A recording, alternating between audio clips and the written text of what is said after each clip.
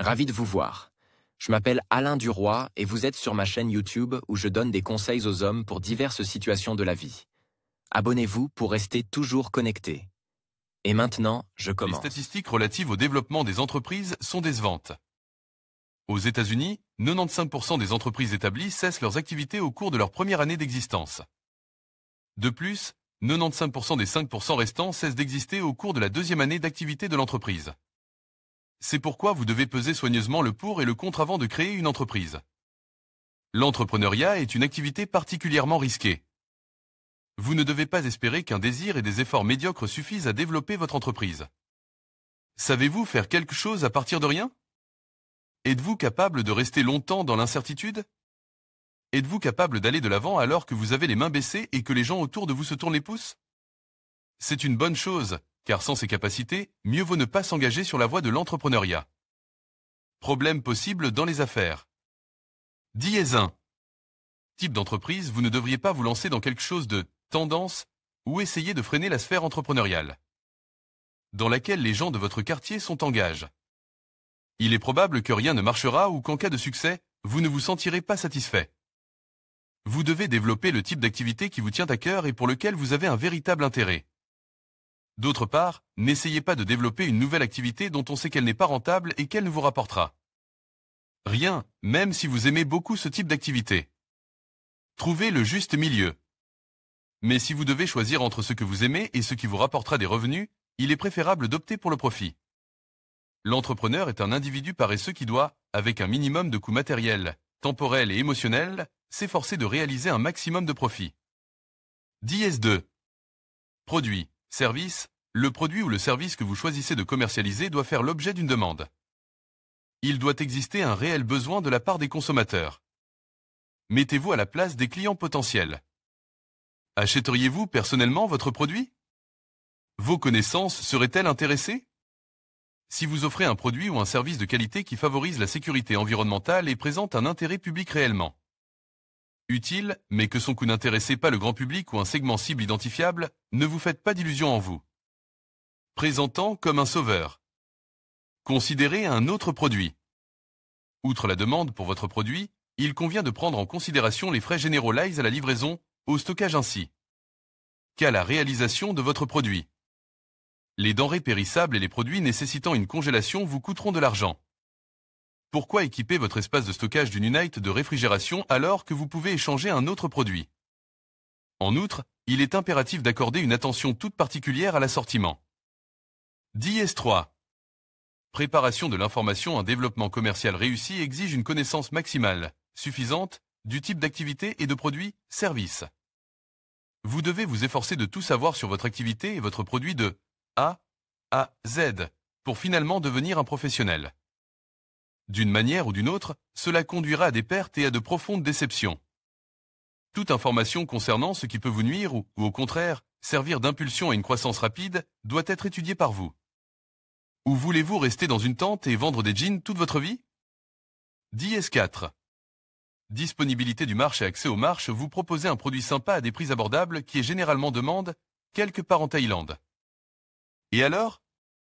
Êtes-vous sûr que, dans votre réalité, le marché en a vraiment besoin? Vous mettez peut-être sur le marché un produit ou un service qui fait l'objet d'une forte demande. Mais pour obtenir des commandes, vous devez participer à des marches publiques, ou bien des fonctionnaires ou d'autres personnes font. Obstacles aux ventes et influencent le choix de votre fournisseur. Serez-vous en mesure de franchir ces obstacles? Dièse 5. Lieu de vente, pour le commerce de Detail, connaissez-vous bien votre stratégie en matière d'emplacement commercial? Quel est le meilleur endroit pour faire du commerce et quel est le meilleur endroit pour ne pas commencer? Le hasard n'est pas la solution. Les conditions de base pour choisir un lieu de transaction. Le rez-de-chaussée. Présence de flux de piétons. La présence d'un arrêt de bus à proximité, à une distance maximale de 15 mètres. L'absence de marche.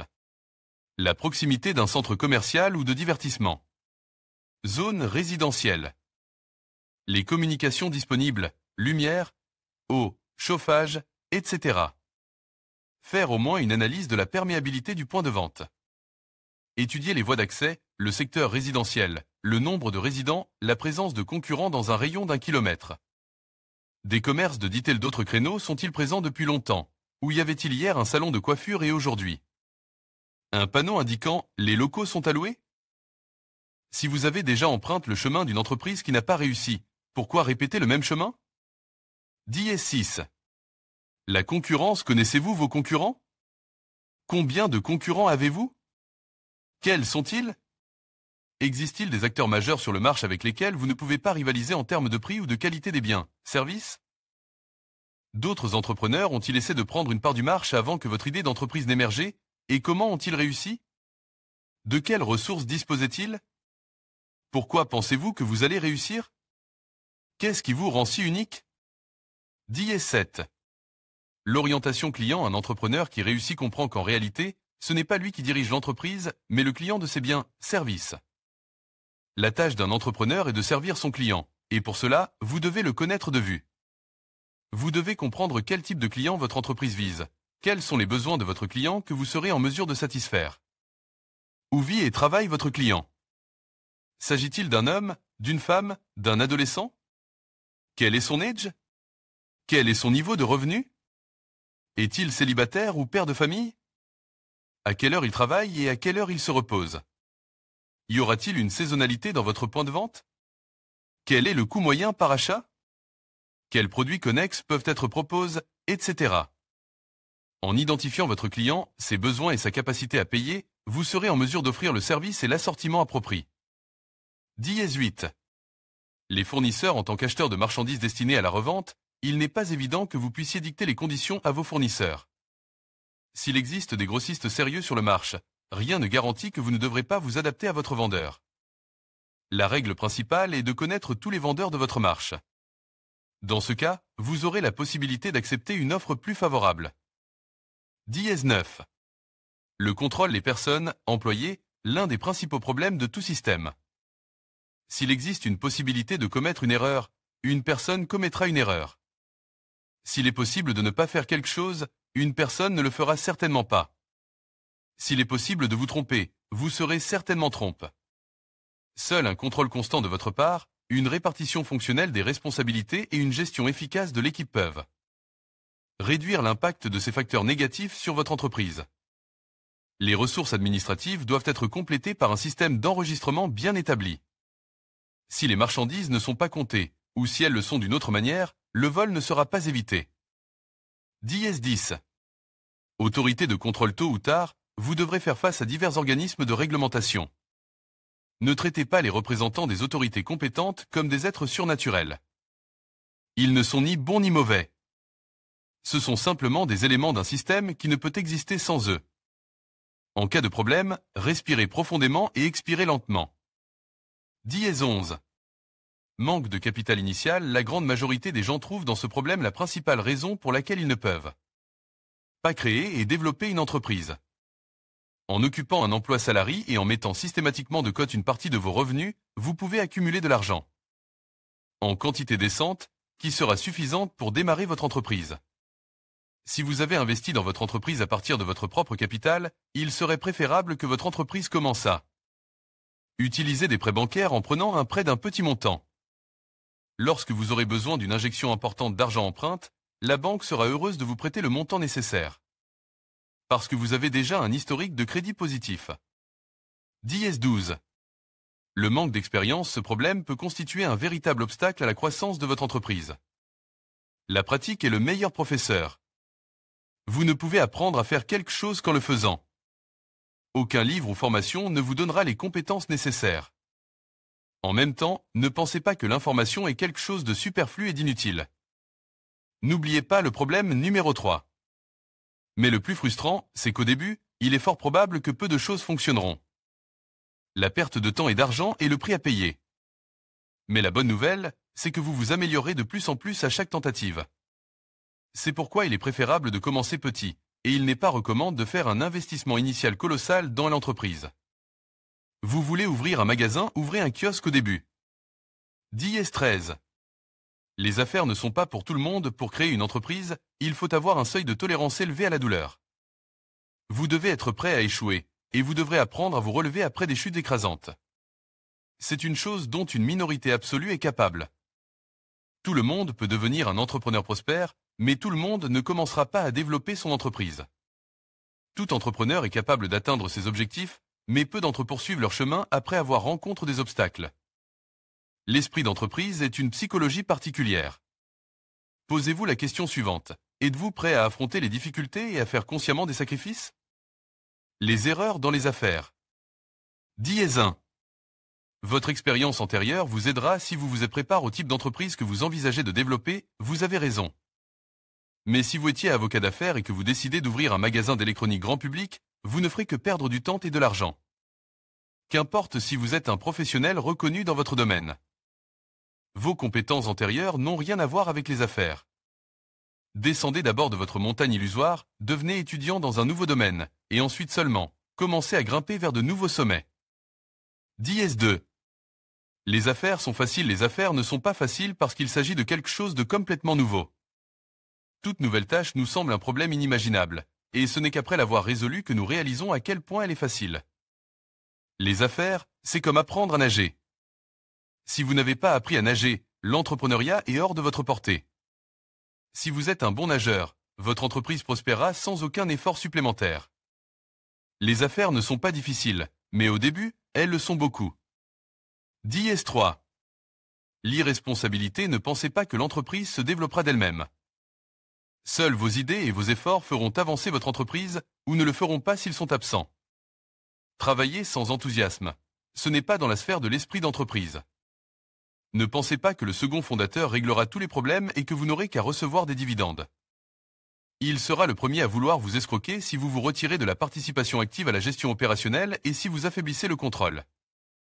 10 numéro 4. Les émotions. Un copain vient vous voir et vous parle d'une idée d'entreprise qu'il est prêt à concrétiser avec votre aide et votre argent. Waouh, c'est cool! Et qu'est-ce qui est cool s'il s'agit de Vasia Voropayev, qui est un escroc de la 3e génération? Le monde des affaires aime les gens pragmatiques et prudents. Les affaires, c'est le risque. Pour réussir, il faut minimiser les risques possibles. Maîtrisez vos émotions et ne les laissez pas prendre le dessus. Remettez à plus tard la prise de décision si vous êtes guidé par vos sentiments plutôt que par un raisonnement froid. 10-5. La confiance. Si vous voulez perdre un être cher, créez une entreprise commune avec lui. Il existe de nombreux exemples qui réfutent l'affirmation ci-dessus, c'est un fait. Mais il ne faut pas oublier qu'il y a eu un grand nombre de cas contraires. Pourquoi s'inquiéter quand on peut mettre en place un système de contrôle et de comptabilité? Pourquoi s'inquiéter et se faire du souci quand on peut mettre en place un système de contrôle et de comptabilité? Il ne faut pas faire confiance aux gens à 100%, cela se retournera contre vous. 10-6. Manque de planification. Si vous pensez qu'une idée commerciale est le seul moyen de développer une nouvelle entreprise, vous vous trompez lourdement. Vous devez avoir un concept bien développé. Il ne fait aucun doute que tous les details ne seront pas fournis au début, mais vous devez élaborer un plan clair base sur la compréhension de ce qu'il faut faire et de l'ordre dans lequel il faut le faire. 10-7. Tout peut être planifié. Si vous pensez que quelque chose va peut-être mal tourner, vous avez raison. Car tout va mal se passer. Planifier signifie que vous ne laisserez pas le chaos s'installer dans votre entreprise, même s'il est peu probable que vous puissiez éviter le désordre. 10-8. Un investissement important. Vous ouvrez votre 777e point de vente? Non? Alors pourquoi jeter de l'argent par les fenêtres? Si vous n'avez aucune expérience en matière de développement commercial, vous ne devriez pas démarrer votre entreprise avec un investissement important. Tant que vous n'avez pas acquis les compétences nécessaires, n'investissez pas des sommes impressionnantes dans le développement commercial. Il n'y a pas d'argent supplémentaire. 10-9. Plus d'efforts, plus de bénéfices. Comme nous l'avons déjà dit, travailler pour soi-même n'est pas une bonne idée. Mais si vous travaillez dur, cela ne signifie pas que vous obtiendrez le résultat escompte. Si vous allez dans la mauvaise direction, vous avez peu de chances d'obtenir un retour. Vous devrez très souvent modifier votre stratégie comportementale tout en restant fidèle à vos objectifs. Soyez prêt à agir en fonction des circonstances et à changer de direction. 10-10. Vous n'êtes pas prêt à faire des sacrifices. Lorsque vous développez une nouvelle activité, vous devrez faire beaucoup de sacrifices. Vous aurez beaucoup moins de temps libre. Vous ne pourrez pas accorder autant d'attention à vos proches qu'auparavant. Vous serez probablement lié à un lieu ou à un téléphone. Les week-ends deviendront probablement des jours de travail. Vous aurez du mal à planifier vos loisirs.